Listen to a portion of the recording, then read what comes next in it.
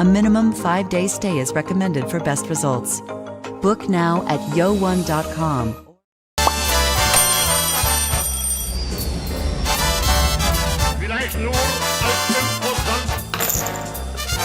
WION, India's global voice, the channel that brings you the biggest stories from across the world through India's lens.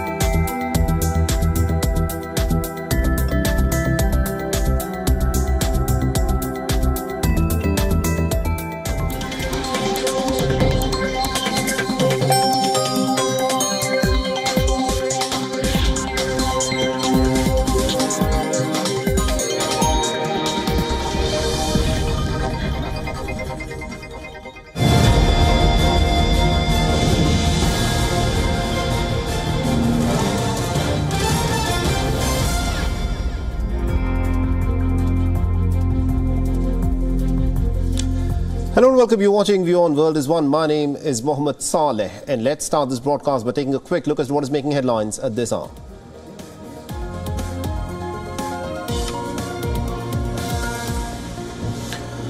The Pakistani army has shared some operational details of Iran's strikes and has said that they took maximum care to avoid any kind of collateral damage. At least about 9 people have been killed in Pakistan's targeted attacks on the militant hideouts inside of Iran. EU, Russia, Afghanistan, amongst others, have called for restraint.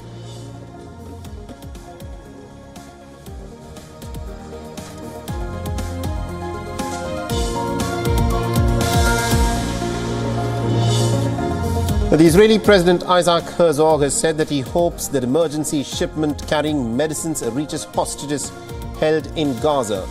Aid sent in a deal that's been brokered by Qatar and France.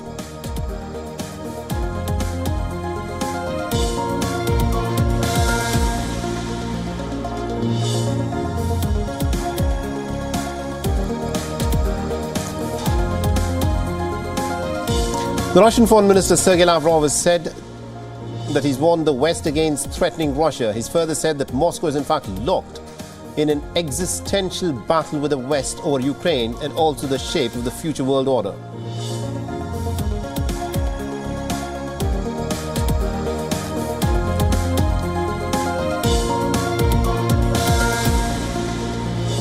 And Japan has signed a deal with the United States to purchase 400 long-range Tomahawk missiles as it ramps up military capacity to counter regional security threats from China and North Korea.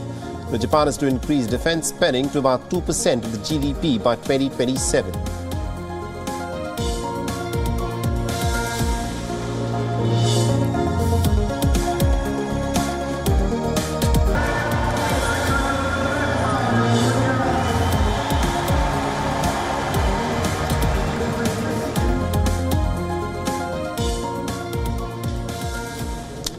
So the United States has carried out another round of airstrikes on Yemen, the same day that it relisted the Houthis as a global terror outfit.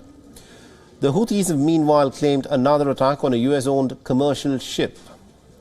The US military has said that American forces carried out strikes on 14 missiles on Yemen that were ready to be launched and posed a threat to civilian and military vessels.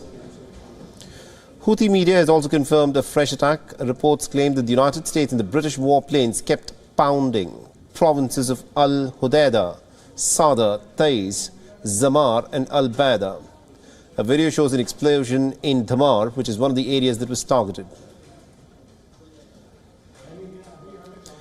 The Houthis' latest attack is on an American-owned vessel that was sailing through the Gulf of Aden. The American military has confirmed that a drone launched from Houthi-controlled areas in Yemen struck the Marshall Island-flagged merchant vessel Genco Picardy. Some damage has been reported, but there are no injuries. And this attack has happened just hours after the United States announced that the Houthis have in fact been relisted as the specially designated global terror group. This designation in fact hits the Iran-aligned group with harsh sanctions that aims at cutting off funding and weapons. The rebels have also used the attack for hijacking ships in vital shipping lanes. The United States has said that the designation could be lifted if the Houthis cease their attacks. This designation takes effect 30 days from now. And the reason for that is it will give us time to work closely with those aid organizations to make sure that they understand all the ramifications of this designation, answer all their questions, and be able to provide enough context for them to have a measure of assurance as they continue to provide that humanitarian assistance. Now, the Houthis were first designated as a terror outfit by the former President Donald Trump's administration a day before its term ended. However, when Biden came to office, he revoked the designation, fearing that the sanctions would actually disrupt the flow of aid into Yemen, where the population is facing one of the world's worst humanitarian crises. The Houthis have accused the United States of blackmailing with the relisting.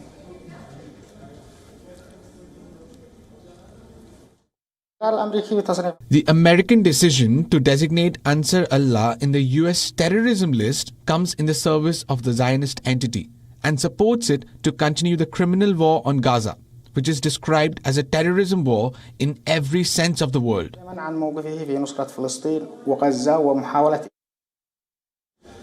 The Russian Foreign Minister Sergei Lavrov described the justifications given by the United States as quite pathetic.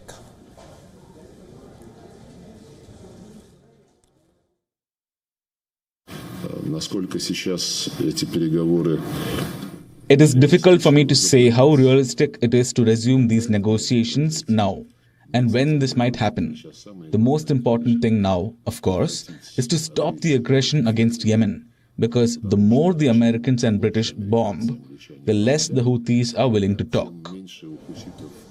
The mornings in court and evenings in rallies. That is how the Republican frontrunner Donald Trump is in fact spending his days. For the former president, who is marred by several legal troubles, this schedule could become a bit of an election strategy more than an obligation. In the last 24 hours, Donald Trump again appeared in a New York court for a defamation trial. He clashed with the judges and then rushed to New Hampshire, where he addressed dozens of his supporters who braved the freezing temperatures to see him and to hear him speak. Trump could have avoided his court appearance, whereas his attendance was not mandatory. The scene was similar on Monday when, fresh off a resounding victory in Iowa, Trump in fact chose to attend his New York trial. He clarified that it was necessary for him to be there. He reached late for his first rally in the state, which is to host the first primary of the presidential race next week. But that, of course, did not stop the supporters from showing greater sympathy and enthusiasm for Donald Trump.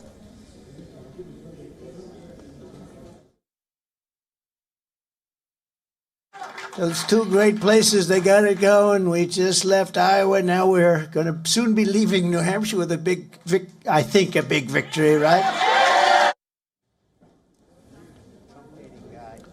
So as his court trials and campaigning go hand in hand, this entire week, Trump is expected to shuttle between New York and New Hampshire, as the civil trial and the rallies will take place simultaneously. In this trial, the jury is determining how much Trump owes the columnist E. Jean Carroll for defamation after her accusations of sexual harassment when he was president. On the other hand, a federal trial in Washington on election charges is due to start in the month of March, just a day before Super Tuesday, when 16 states and one U.S. territory will hold Republican nominating contests. And then a New York state trial related to hush money payments is scheduled for the month of May. Now, Trump aims to have the Republican nomination wrapped up by then.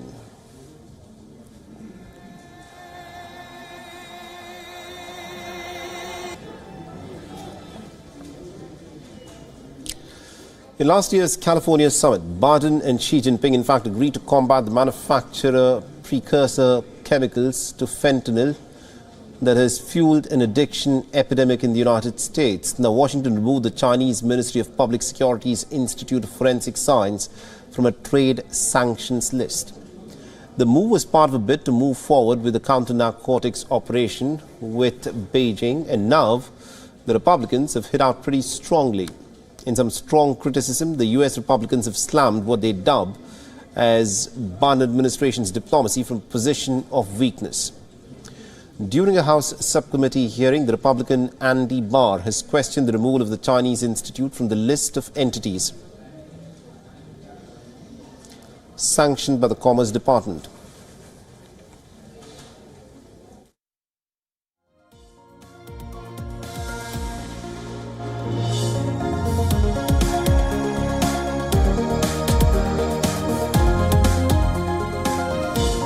Barr has called for the imposition of export controls. He said that the United States must not make upfront concessions with the hope that China will somehow change its behavior down the road. In recent years, the drug fentanyl has fueled a surge in US opioid overdose deaths. A potent synthetic opioid drug, fentanyl, is in fact 100 times more potent than morphine and 50 times more potent than heroin as an analgesic. Widely used in hospitals during anesthesia and also for pain relief, fentanyl has become a major black market narcotics in the United States. Overdose may result in stupor, changes in pupil size, cold and clammy skin, and cyanosis, coma, and even respiratory failure, leading to death. The presence of a triad of symptoms such as coma, pinpoint pupils, and respiratory depression are strongly suggestive of opioid poisoning.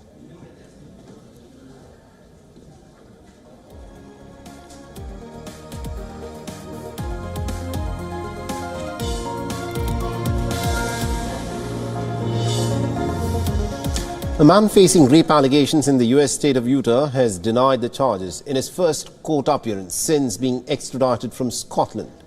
The suspect, Nicholas Rossi, generated confusion as he told the Salt Lake City judge that he's actually someone else. Prosecutors informed the judge that Rossi has not given his real name or birth date. Currently, he is in custody in a Utah prison. The accused man has said that he is in fact Arthur Knight from Ireland, while adding that he's actually a victim of mistaken identity. Now, this is the first time that he's coming to the United States. Lady, my name is Arthur Knight Brown. My date of birth is 22nd of the 11th, 1986. This individual has been extradited, and he has not admitted his name or birth date accurately, and so I don't think we're going to be successful on that today. Objection, my lady. That is complete hearsay. The U.S. prosecutors have alleged that Rossi raped 2 women and sexually assaulted another in Utah. He claims that the authorities are framing him, and he's accused them of taking his fingerprints while he was in a coma. He's repeatedly appeared in court in a wheelchair using an oxygen mask. In October, the Scottish government approved his extradition to the United States. Rossi was first arrested by the police in 2021 after he admitted himself to a hospital in Glasgow with COVID-19. The medical staff and the police claimed that they confirmed his identity through fingerprints and by comparing his tattoos with Interpol pictures.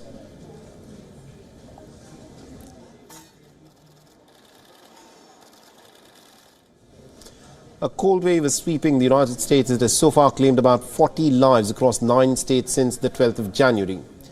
Deaths have been reported in places such as Arkansas, Illinois, Kansas, Mississippi, New York, Oregon, Pennsylvania, Tennessee, and Wisconsin. Tennessee has had the highest number of weather-related deaths. 14 people died due to severe weather. Brutally cold temperatures and dangerous wind chills are moving across the country. Much of the Rockies, the Great Plains, and Midwest are affected with wind chills below minus 30 degrees.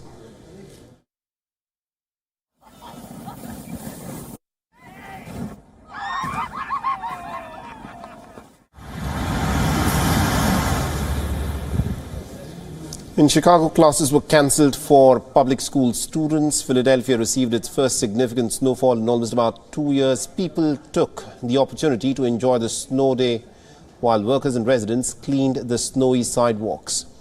In Oregon, strong winds caused power shortage in over 85,000 homes and businesses. Uprooted trees and power lines also created some dangerous travel conditions.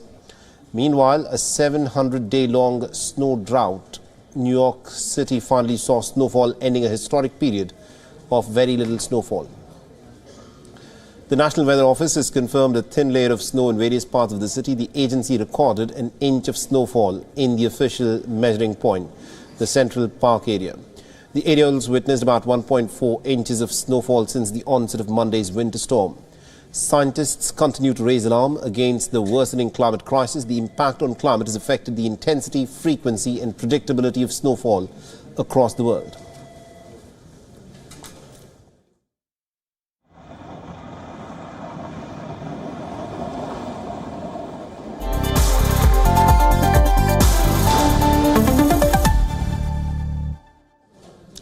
Are digital assets like crypto securities? That's the key question in an ongoing case involving the US securities regulator and Coinbase. A federal judge in Manhattan has now grilled Coinbase and the SEC about their divergent views on this question. Now, the answer to this billion-dollar question is likely to bring some tectonic shift in the crypto industry. Coinbase has asked the court to dismiss the watchdog's lawsuit, which alleges that it is flouting securities law. This case is one of the many that is being brought against the crypto sector. Initially, the regulator had focused on companies selling digital tokens. It has now expanded its scrutiny to trading platforms and broker-dealers. Let's in fact break down the entire case for our viewers. The SEC sued Coinbase in the month of June for facilitating trading of crypto tokens without registering them as securities. The Coinbase argued that crypto assets don't meet the definition of securities. However, lawyers for the US regulator have argued that securities differ from collectibles, like baseball cards. The SEC has said that people buy crypto tokens as investments akin to shares or bonds, but Coinbase's lawyers disagreed with this argument. They've argued that buyers of crypto tokens don't sign contracts entitling them to proceeds of a common enterprise. The argument revolves around a 1933 law which has a key test to determine securities. If people invest in a company with the expectation of profits, then the law declares such an investment product as a security. Now, ultimately, it is this 9-decade-old test which will determine the fate of crypto tokens in the United States.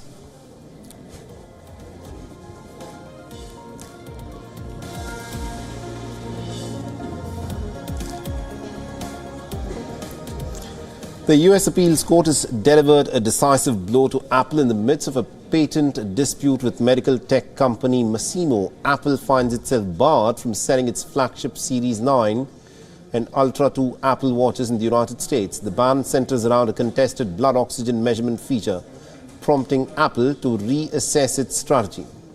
Now take a look at our next report. Two flagship Apple Watch models were banned from being sold in the U.S. on Wednesday. A federal appeals court ruled that Apple Watches with a blood oxygen measurement feature cannot be imported, as the iPhone maker battles out a patent dispute. Medical technology company Masimo has accused Apple of stealing its pulse oximetry technology and hiring away its employees. Apple shares were down 0.5% after the U.S. Court of Appeals for the Federal Circuit ruled the company can no longer sell the Series 9 and Ultra 2 Apple Watches. The affected watches cannot be imported starting at 5 p.m. on January 18th, while Apple appeals a December decision by the U.S. International Trade Commission to halt imports of the devices. The legal fight could take a year, and analysts expect Apple to disable the disputed feature in the meantime to comply with the ban and keep the watch on sale. Apple has included a pulse oximeter feature in smartwatches since its Series 6 Apple Watch in 2020. It has countersued Masimo for patent infringement, calling Masimo's legal actions a maneuver to clear a path for its own competing watch. An Apple company reports that its wearables, home, and accessories business, which includes the Apple Watch, AirPods, and other products, brought in $8.28 billion in revenue during the third quarter of 2023. Representatives for Apple and Masimo did not immediately respond to requests for comment on the decision. There's been a tragedy in the NBA where Golden State Warriors assistant coach Dejan Milich has passed away at the age of 46 after suffering a heart attack. Milich was in fact a mentor for the current finals MVP Nikola Jokic, and tributes have poured in for the Serbian from across the league. Milich suffered a heart attack during a private team dinner in Salt Lake City on Tuesday. The Warriors said in a statement that he was taken to a hospital but then he passed away on Wednesday morning despite life-saving efforts. The Golden State were scheduled to play Utah Jazz in Salt Lake City, but the game has now been indefinitely postponed. Milich was in fact in his third season with the Warriors, and he was a part of the coaching staff when they won the